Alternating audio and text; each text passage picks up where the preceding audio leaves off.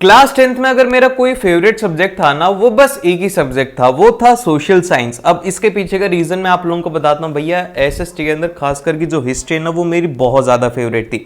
जब भी मेरे को ऐसा होता कि यार रात में मेरे को नींद नहीं आ रही, तो मैं क्या करता, हिस्ट्री की बुक खोल के बैठ जाता। शानदार नींद आती, सुबह ही आंखें खुलती। अगर आपको भी ऐसा ही है तो भाई एसएसटी के अंदर ऐसा ही होता है। अब जिनको पसंद है उनके लिए नहीं, लेकिन मैं तो मेरी बात बता रहा हूँ। और एसएसटी के अंदर भाई साहब बात ही होती है, टीचर पढ़ाते समुंदर भर, हम पढ़ पाते कुछ बाल्टी भर। और याद कितना रख पाते, बस चल्लू भर याद रख पाते। और नंबर कितने आते हैं, 2-4 बूंद नंबर आते हैं। ये है भाई एसएसटी के साथ में कहानी। ऐसी कहानी आप लोगों के साथ में नहीं होगी, क्योंकि आप लोगों के साथ में आपके भैया।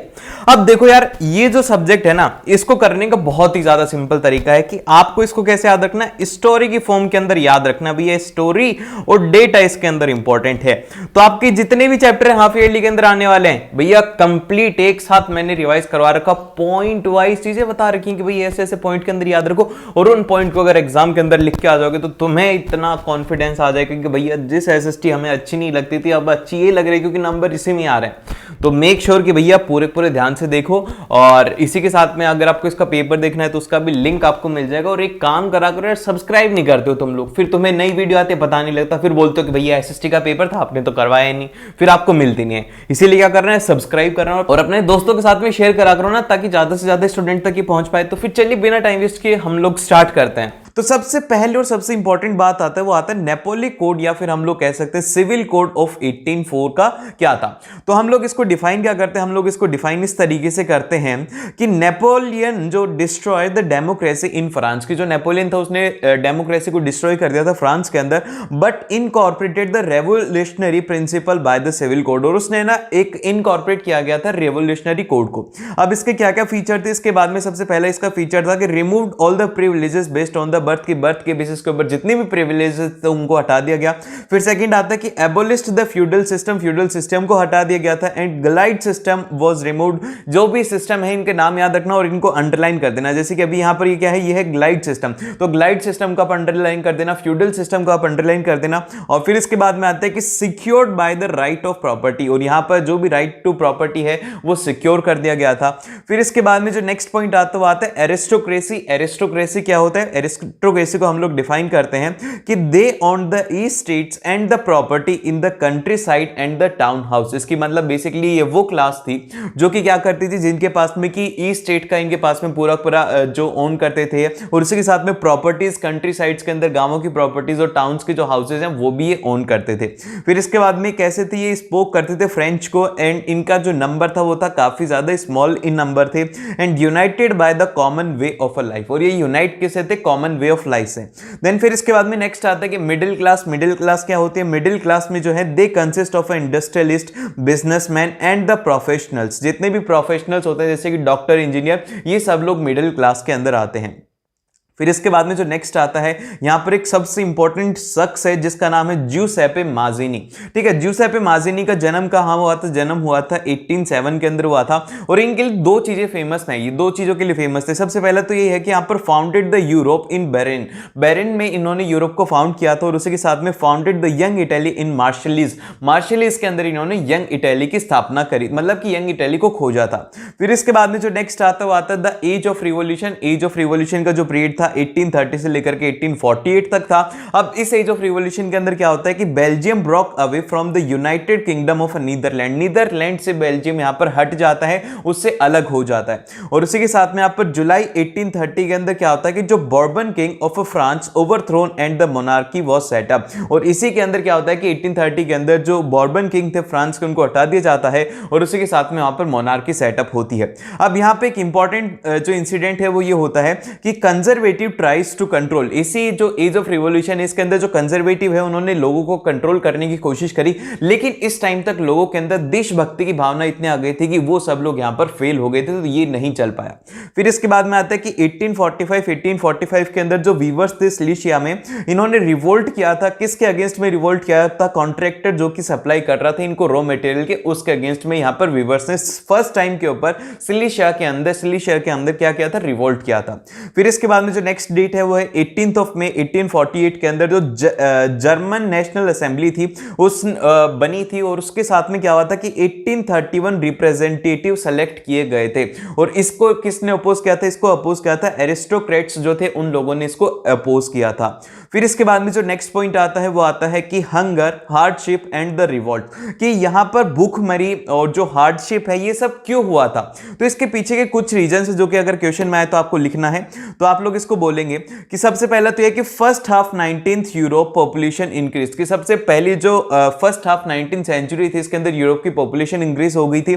फिर सेकंड आता है कि इसके अंदर जॉब्स जो थी वो रिड्यूस होने लग गई, इस वजह से भी यहां पर क्या हो गया, हंगर स्प्रेड होने लग गया, हार्डशिप होने लग गई लोगों को। फिर इसके बाद में आता है राइज ऑफ फूड प्राइसेस हो गया, शॉर्टेज ऑफ फूड हो गया, and revolt of peasants and the weavers. जब ये सब कुछ हो रहा था तो फिर जो लोग हैं, गांवों के लोग हैं और जो वीवर्स हैं, उनके साथ में भी यहां पर क्या होने लग गया, एक तरीके से रिवोल्ट उन सभी के बीच में होने लग गया था।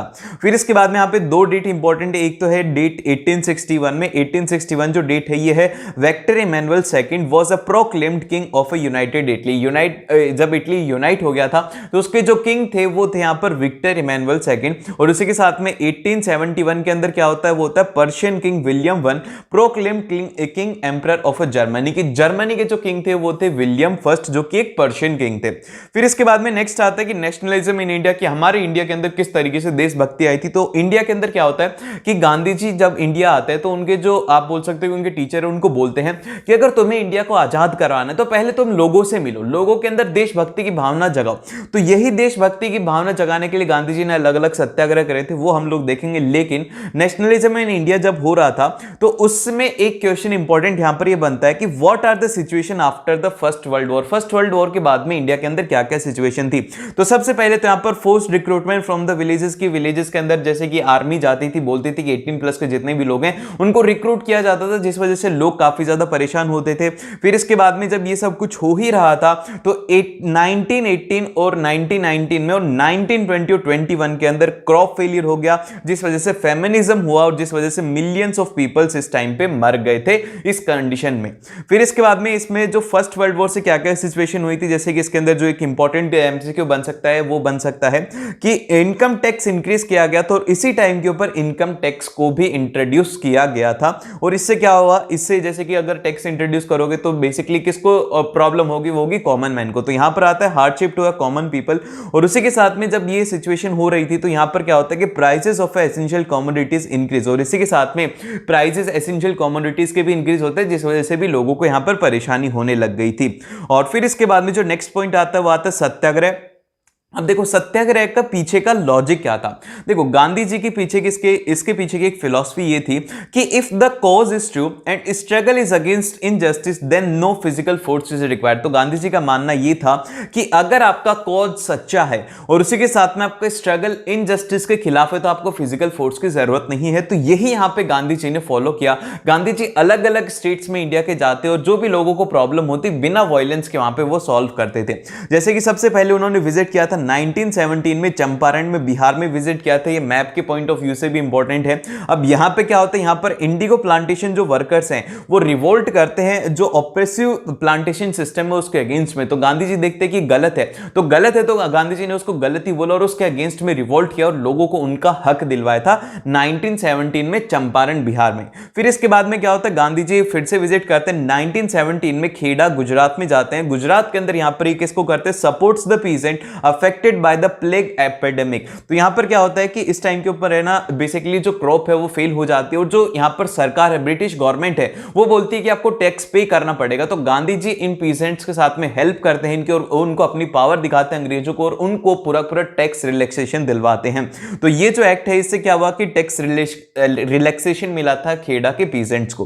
फिर इसके बाद में एग्जैक्टली 4 महीने बाद में एक और सेशन होता है, वो होता है 1918 के अंदर अहमदाबाद गुजरात में ही होता है, जो कि है यहां पर कॉटन मिल वर्कर्स का होता है। अब ये बाकी स्टार्टिंग के जो दो है ना ये है ब्रिटिश गवर्नमेंट के अगेंस्ट में, लेकिन ये जो 1988 वाला है मतलब कि 1918 वाला है, ये वाला जो है ये है इंडियन जो मिल वर्कर्स हैं उनके अगेंस्ट में है, क्योंकि यहां पर जो कॉटन मिल वर्कर्स हैं उनको है ना इनजस्टिस, उनको है ना वेजेस प्रॉपरली नहीं मिल रही थी और बेसिकली उनका जो बिहेवियर था जो कि ऑनर्स थे उनका अच्छा नहीं था। तो इसीलिए ये यहां पर गांधी जी किसके अगेंस्ट कर रहे हैं, इंडियंस के अगेंस्ट ये रिवोल्ट हुआ था। फिर इसके बाद मतलब कि ये वाला सत्याग्रह हुआ था। फिर इसके बाद में आता है रॉलेट एक्ट। रॉलेट एक्ट क्या है भैया? रॉलेट एक्ट एक ऐसा एक्ट है जिसके तहत गवर्नमेंट को एक पावर होती है कि वो कोई भी अगर पॉलिटिकल एक्टिविटी चल रही है तो वो उसको रोक सकती है और उसको प्रिजन के अंदर डाल सकती है 2 साल के लिए विदाउट एनी ट्रायल, बिना किसी रीजन के उसको 2 साल के लिए जेल में डाल सकती है। ये एक इनजस्टिस लॉ था। तो गांधी जी ने इसको अपोज किया। गांधी जी ने इसको अपनी तरीके से अपोज किया। Gandhi ji opposed in by this law by the national hartal on the 6th of April 1919। और इस लॉ को अपोज करने के लिए उन्होंने 6th of April 1919 के अंदर एक नेशनल हड़ताल घोषित कर दी, जो कि एक नॉन वायलेंस है, जिसके अंदर नॉन वायलेंस रैलीज निकाली गई, नॉन वायलेंस डेमोन्स्ट्रेशन हुआ था। लेकिन जब ये नॉन वायलेंस डेमोन्स्ट्रेशन हो रहा था 6 अप्रैल को, फिर इसके बाद में एक दिन ये सब जब चीजें हो रही थी तो 10th of April को क्या होता है कि अमृतसर जो पुलिस है वो फायर कर देती है पीसफुल प्रोसेशन के ऊपर, कि मतलब कि वहां पर ना लोगों के बीच में कोई भी लड़ाइयां वगैरह नहीं थी, फिर भी जो अमृतसर पुलिस है वो वहां पर क्या कर देती है? फायरिंग कर देती है। देन फिर इसके बाद में एक और जब ये सब कुछ हो जाता है तो इससे लोग भड़क जाते हैं। फिर इसके बाद में क्या होता है 13th of April 1919 को एक सबसे फेमस इंसिडेंट होता है जो कि map of point of view से भी इंपॉर्टेंट है, जो कि है हमारे पास में जालियनवाला बाग इंसिडेंट, जो कि लीड करा गया था जनरल डायर के द्वारा। तो यहां पर सिंपल सा होता क्या है कि बहुत सारे लोग इकट्ठा होते हैं, एक पार्क सा होता है जिसके अंदर की बैसाखी बनाने के लिए लोग इकट्ठा होते हैं। तो जब लोग इकट्ठा होते हैं तो ये जो इंफॉर्मेशन है ब्रिटिश गवर्नमेंट को जाती है कि यहां पर लोग बेसिकली एक तरीके से आप बोल सकते हो कि हम जो डेमोन्स्ट्रेट भी कर रहे थे, या फिर आप लोग बोल सकते हो कि हड़ताल वगैरह भी कर रहे थे और इसके साथ में अपना फेस्टिवल भी सेलिब्रेट कर रहे थे। तो ये बात ब्रिटिश गवर्नमेंट को पता लगी, तो ब्रिटिश गवर्नमेंट ने यहां पर जो कमांड दी वो दी जनरल डायर को। जनरल डायर ने आकर के क्या किया कि वहां पर जितने भी लोग थे उनके ऊपर ओपन फायर करवा दिया था। देन फिर इसके बाद में जो नेक्स्ट आता है पॉइंट वो आता है हमारे पास में खिलाफत मूवमेंट। देखो खिलाफत मूवमेंट क्यों स्टार्ट हुआ था ये जानो सबसे पहले। देखो होता क्या है कि फर्स्ट वर्ल्ड वॉर जो एंड होता है वो होता है डिफीट ऑफ ऑटमन, जो कि ऑटमन क्या है? ये है किंग है, किसके हैं? टर्की के। अब उसी के साथ में यहां पर जो ऑटमन है यहां पर एक इनके हारने के बाद में एक रूमर फैलने लग जाता है, rumours of a disrespect the खलीफा। यहां पर एक रूमर फैलने लग जाता है कि जो खलीफा है उनकी डिसरेस्पेक्ट होगी। अब ये खलीफा क्या है?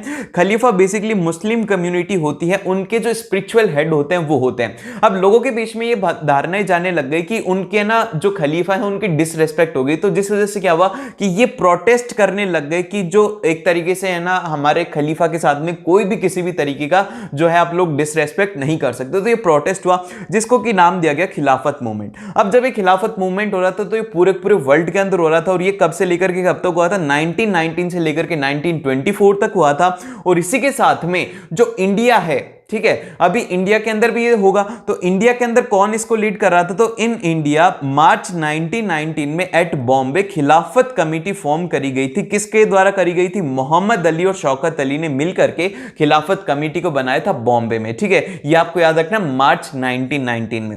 देन फिर इसके बाद में जो नेक्स्ट आता है वो आता है नॉन कॉर्पोरेशन मूवमेंट। तो यहां पर देखिए नॉन कॉर्पोरेशन मूवमेंट क्यों चलाया गया? तो बेसिकली गांधी जी का मानना यह था कि हमारे ऊपर जो ब्रिटिश राज कर रहे हैं वो इसलिए कर रहे हैं क्योंकि हम लोग इनके साथ में कॉर्पोरेट कर रहे हैं। अगर हम इनके साथ में कॉर्पोरेट करना बंद कर देंगे तो इनका जो पूरा पूरा एम्पायर है वो कोलैप्स हो जाएगा। तो यही यहां पर गांधी जी ने इस नॉन कॉर्पोरेशन मूवमेंट में किया। तो इसमें क्या होता है कि नॉन कॉर्पोरेशन मूवमेंट के अंदर 4 चीजें बात आपको याद रखनी है। सबसे पहले तो यहां पर क्या होता है कि सरेंडर ऑफ जितने भी गवर्नमेंट टाइटल्स हैं उनको सरेंडर कर दिया गया। बायकॉट ऑफ सिविल सर्विसेज और आर्मी, पुलिस और गवर्नमेंट स्कूल्स और कोर्ट वगैरह को सबको बायकॉट कर दिया गया। जितनी भी गवर्नमेंट फैसिलिटीज थी उनको यूज में नहीं लिया गया जो कि ब्रिटिश गवर्नमेंट ऑफर कर रही थी। फिर इसके बाद में टाउन्स के अंदर किस तरीके से नॉन कॉर्पोरेशन मूवमेंट स्प्रेड हो रहा था, तो हम लोग इसके अंदर कहेंगे कि student left the school. Students ने क्या किया कि अपने स्कूल और कॉलेजेस को छोड़ दिया। जो लॉयर्स थे उन्होंने अपनी प्रैक्टिसेस को गिव अप कर दिया। टीचर्स ने रिजाइन कर दिया था। और उसी के साथ में यहां पर काउंसिल इलेक्शंस थे उनको भी बायकॉट कर दिया गया था। और जो फॉरेन क्लोथ्स था उनको क्या करा गया था? बॉन फायर के अंदर जलाया गया था। तो ये सब चीजें हो रही थी टाउन के अंदर। तो यहां पे टाउन में इस तरीके से हुआ था। अब ये जो नॉन कॉर्पोरेशन मूवमेंट है ये फेल हो जाता है। अब ये फेल क्यों होता है? इसके पीछे की लिमिटेशंस इसकी हैं। सबसे पहली लिमिटेशन तो यह है कि जो खादी है वो काफी ज्यादा एक एक्सपेंसिव कपड़ा है, जिस वजह से गरीब जो लोग हैं वो इसको अफोर्ड नहीं कर पाते। तो ये एक इसका सबसे बड़ा रीजन था। दूसरा रीजन आता है कि नॉन कॉर्पोरेशन मूवमेंट है वो सिटीज के अंदर काफी ज्यादा स्लो था। एंड यहां पर आता है कि absence of the other institution, कि यहां पर इंडिया के अंदर अदर इंस्टीट्यूशन नहीं थे, सिर्फ और सिर्फ ब्रिटिश इंस्टीट्यूशन थे थे, तो जिस वजह से क्या होता है कि टीचर्स और जो स्टूडेंट्स हैं वो वापस से ज्वाइन कर रहे थे और जो लॉयर्स हैं वो भी अपने प्रैक्टिस को ज्वाइन बैक कर लेते हैं क्योंकि उनके पास में कोई भी अल्टरनेटिव नहीं है। देन फिर इसके बाद में जो नेक्स्ट आता है वो आता है कि जो हमारा नॉन कॉर्पोरेशन मूवमेंट है इसको कब कॉल ऑफ किया गया था, इसको कब बंद किया गया था।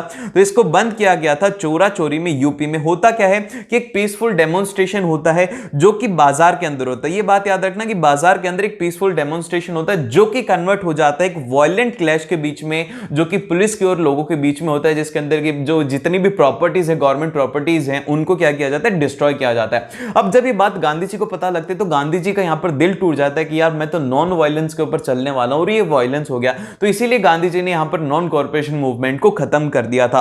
और अभी ये जब मूवमेंट हो रहा था तो इसके अंदर क्या होता है कि बहुत सारे लाखों लोगों को, मतलब कि हजारों लोगों को क्या कर दिया जाता है, बंद कर दिया जाता है, क्योंकि गवर्नमेंट खुद ही ये चाहती थी कि ये गलती करें और इनको जेल के अंदर डाल दिया जाए। तो यही होता है यहां पे।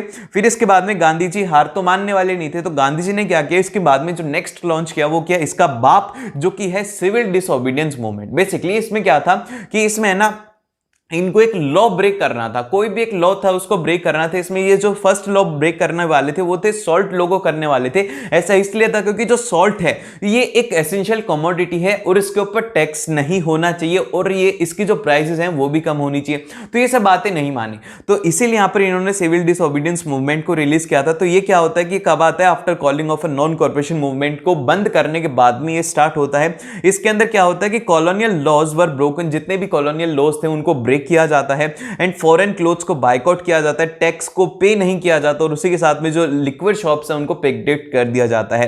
देन फिर इसके बाद में जो नेक्स्ट आती है वो आती है गांधी जी की फेमस मार्च, जो कि होती है सॉल्ट मार्च या फिर आप डांडी मार्च बोल सकते हो, जो कि बेसिकली थी breaking of a salt law. Salt law को ब्रेक करने के लिए था क्योंकि यहां पर जो जनरल इरविन था उसको गांधी जी ने 11 डिमांड कही थी कि आप 11 मार्च से पहले कर दो और उसने एक भी डिमांड फुलफिल नहीं की। तो गांधी जी ने फिर यहां पर डांडी मार्च जो है उसको स्टार्ट किया था। कब स्टार्ट किया था, 12 ऑफ मार्च 1930 को, क्योंकि देखो 11 मार्च तक को जो जनरल इरविन था, लॉर्ड इरविन, उसको टाइम दे दिया था कि भैया ये 11 डिमांड इनको फुलफिल कर दो 11 मार्च तक। नहीं किया उसने, तो गांधी जी ने 12 मार्च को ये स्टार्ट किया साबरमती से और इसको एंड किया था 6 ऑफ अप्रैल 1930 को दांडी में। और दांडी में इन्होंने क्या किया था, एंड किया था बाय मेकिंग द सॉल्ट। और इसी के साथ में इसके अंदर 78 वॉलंटियर्स इंक्लूड थे, 240 माइल्स की टोटल था और उसी के साथ में सॉल्ट लॉ को ब्रेक करा गया था by manufacturing it from sea water.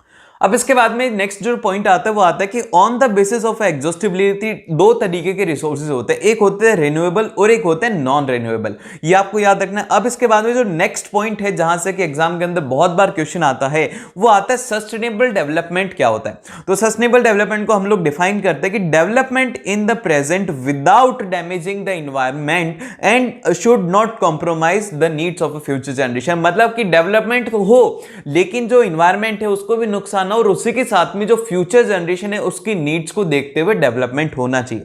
फिर इसके बाद में नेक्स्ट जो आता है वो आता है एजेंडा 21। एजेंडा 21 क्या है, it is the declaration signed by the world leader in 1992 में होता है at the UNCED which takes place at the Rio de Janeiro के अंदर होता है। सिंपल सा एक एजेंडा होता है जो कि साइन किया जाता है सस्टेनेबल डेवलपमेंट के लिए। इसका एम होता है aim of achieving the sustainable development. Then फिर इसके बाद में जो नेक्स्ट पॉइंट आता है वो आता है कि what are the causes of a land degradation. Land जो है हमारी डिग्रेड क्यों होती जा रही है, तो इसके पीछे का सबसे पहला रीजन है कि ओवर ग्रेजिंग, सेकंड रीजन है ओवर इरिगेशन, थर्ड रीजन है कि mining sites used for the excavation, कि जो माइनिंग साइट्स है उनको एक्सकवेशन के लिए यूज में लिया जाता है। फिर नेक्स्ट आता है कि इंडस्ट्रियल इफ्लुएंट्स की, जो इंडस्ट्री से रिलेटेड जो वेस्ट होता है वो भी इसका एक सबसे बड़ा रीजन है।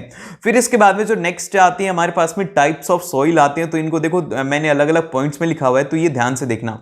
तो इसके अंदर हम लोग इसको क्या कहेंगे, सबसे फर्स्ट हम लोग बोलेंगे कि जो एलुवियल सॉइल है इसमें कौन से एलिमेंट होते हैं, मतलब कि क्या क्या इसके अंदर आपको मिनरल्स मिलते हैं। तो इसके अंदर आपको मिलेंगे consist of a potash, lime and phosphoric आपको मिलेगा।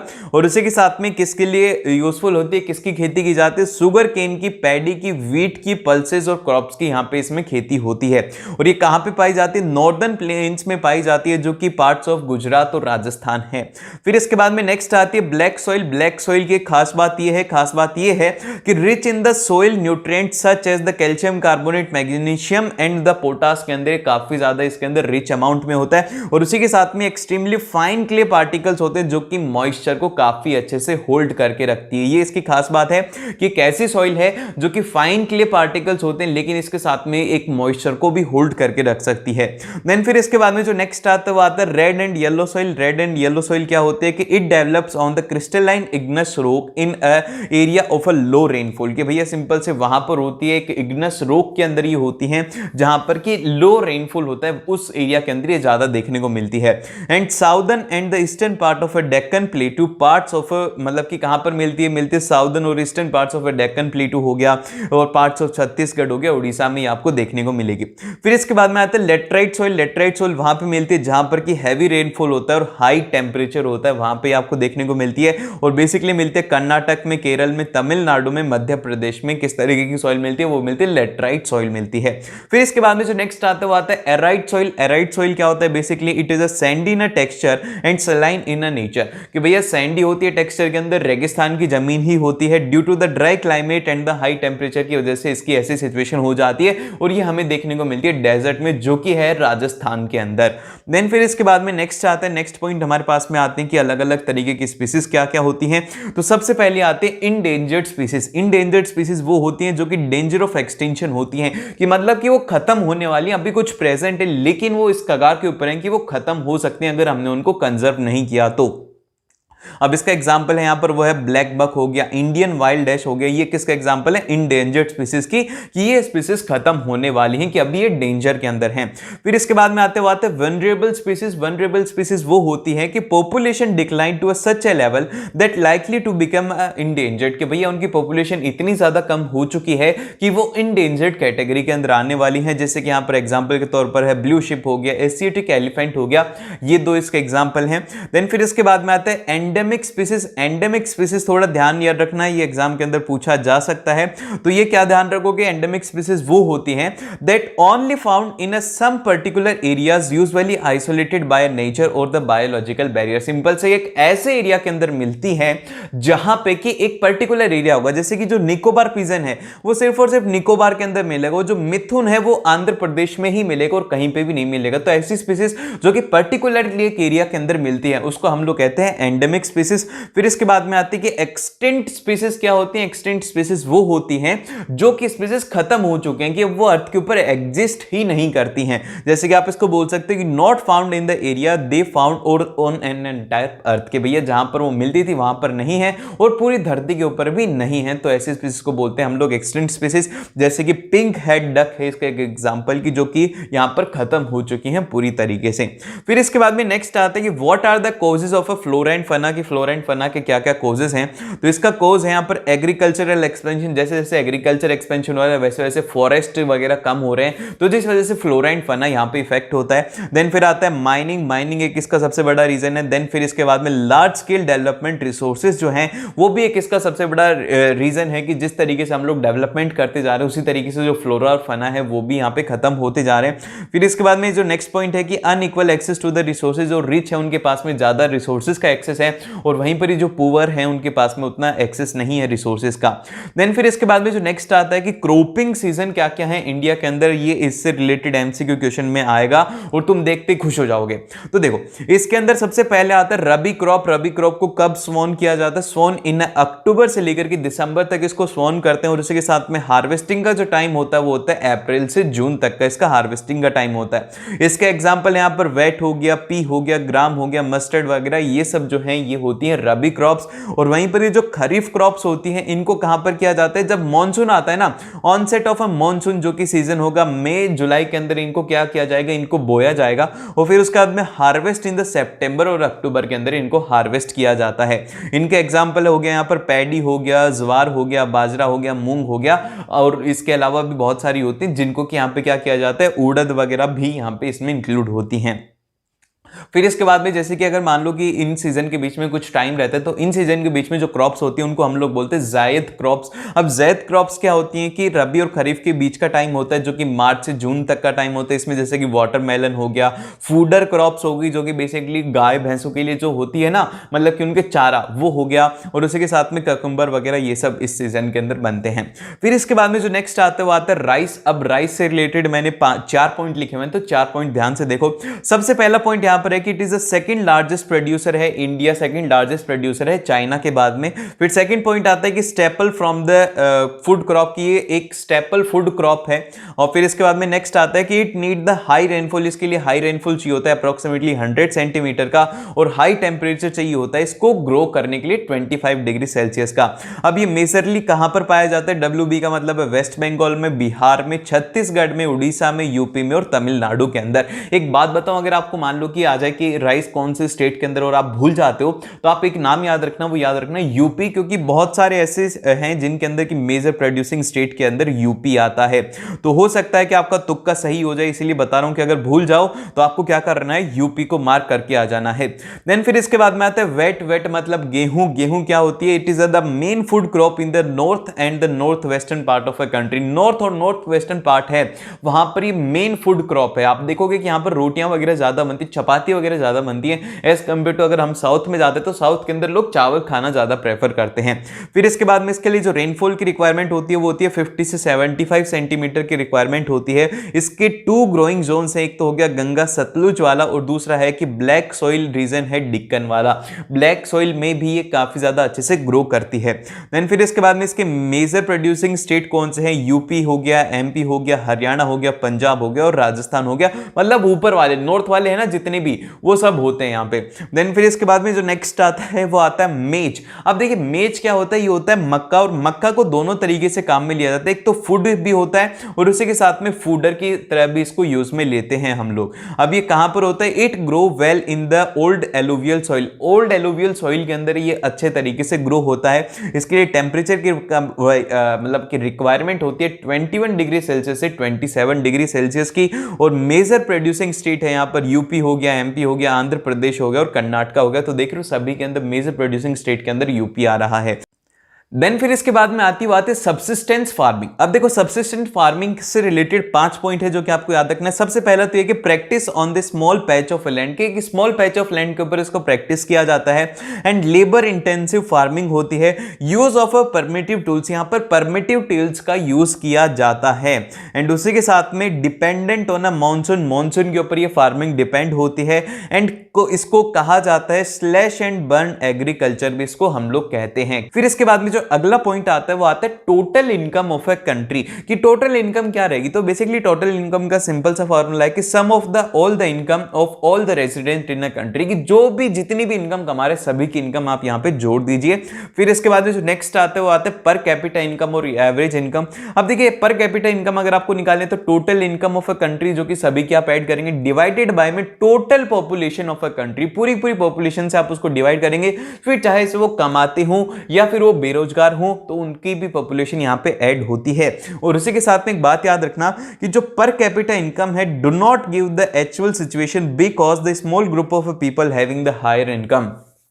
अब बेसिकली अगर आप एवरेज यहां पर निकालना चाहोगे ना, एवरेज इनकम आपने निकाली तो आप बोलोगे कि सभी की एवरेज इनकम इतनी होगी, तो ऐसा नहीं होता है। ऐसा इसलिए नहीं होता है क्योंकि इंडिया के अंदर कुछ जो ग्रुप ऑफ पीपल्स हैं उनकी अलग और बहुत ही ज्यादा सैलरी होती है, जिस वजह से क्या होता है कि यहां पर उनकी इनकम यहां पर हम लोग सीधा नहीं निकाल पाते। मतलब कि आप ये बोलो कि यार ये एक फैक्टर नहीं है जिससे कि हम लोग सीधा कैलकुलेट कर पाए, तो इसीलिए और फैक्टर आते हैं यहां पर। एक आता है यहां पर इन्फेंट मोर्टेलिटी रेट, जिसको कि हम लोग बोलते हैं IMR। ये डिफाइन करता है कि number of the childrens die before 1 year in a portion to the 1000 life children, की 1000 बच्चों पर कितने बच्चे मरे 1 साल से पहले पहले।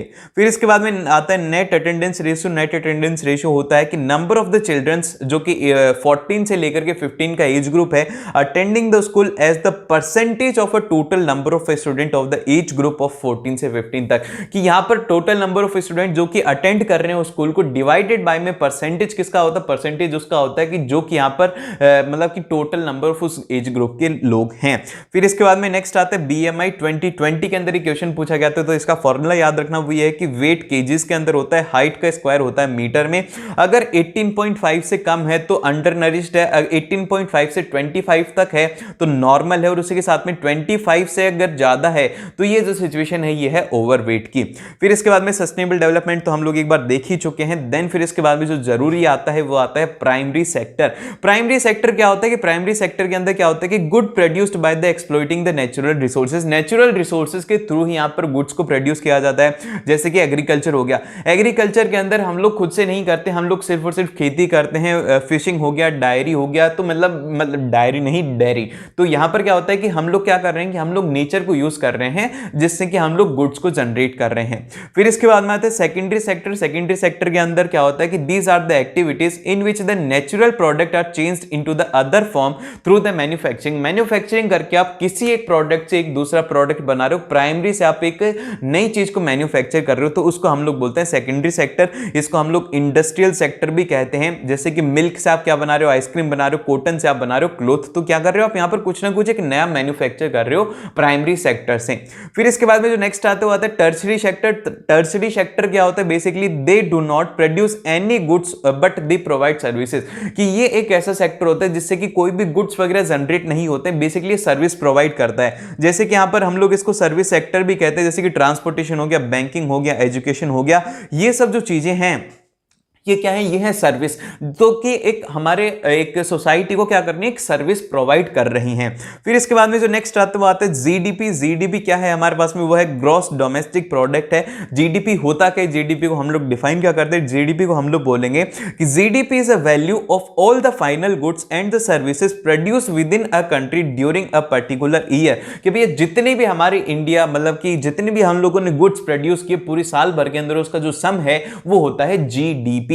और इसी के साथ में टोटल जीडीपी क्या होती है, GDP of a primary plus secondary plus tertiary, तीनों का मिला करके यहां पर हम निकालते हैं, और ये जो कैलकुलेट होती है ये होती है सेंट्रल गवर्नमेंट मिनिस्ट्री से। देन फिर इसके बाद में जो नेक्स्ट आता है कि किस तरीके से जो है कि हम ज्यादा इंप्लॉयमेंट को जनरेट कर सकते हैं, तो यहां पर फर्स्ट पॉइंट ये है कि जो गवर्नमेंट है अप्लाई द मतलब कि जो सप्लाई कर सकती है चीप लोन्स को फार्मर से, जिससे कि वो फार्मिंग करके अपना पेट भर सकें। फिर सेकंड आता है कि government can invest the money in the transportation and the construction that will create an employment for the labour and the taxi driver, कि ट्रांसपोर्टेशन के थ्रू पैसा इन्वेस्ट करके जो टैक्सी ड्राइवर हैं और लेबर हैं उनके लिए एम्प्लॉयमेंट जनरेट हो सकती है, और जो गवर्नमेंट है वो इंडस्ट्रीज को लोकेट कर सकते हैं रूरल एरियाज में जिससे कि उनको एम्प्लॉयमेंट मिल सके। फिर इसके बाद में आता है कि government can construct the more school so that the teacher can appoint will create employment, कि भैया जो गवर्नमेंट है वो स्कूल्स को बना सकती है जिससे कि ज्यादा से ज्यादा टीचर को एम्प्लॉयमेंट मिलेगा। फिर इसके बाद में जो नेक्स्ट आता है कि if the tourism sector can be improved will create more than 35 lakh job, अगर यहां पर जो है हमारे पास में टूरिज्म सेक्टर को हम लोग इंप्रूव करेंगे तो यहां पर 35 लाख से ज्यादा जॉब मिलती है। And all the very best, मिलते हैं आप लोगों से नेक्स्ट वीडियो में, एंड अच्छे से पेपर को करके आना, चिंता ना लो, बहुत ही आसान पेपर आएगा।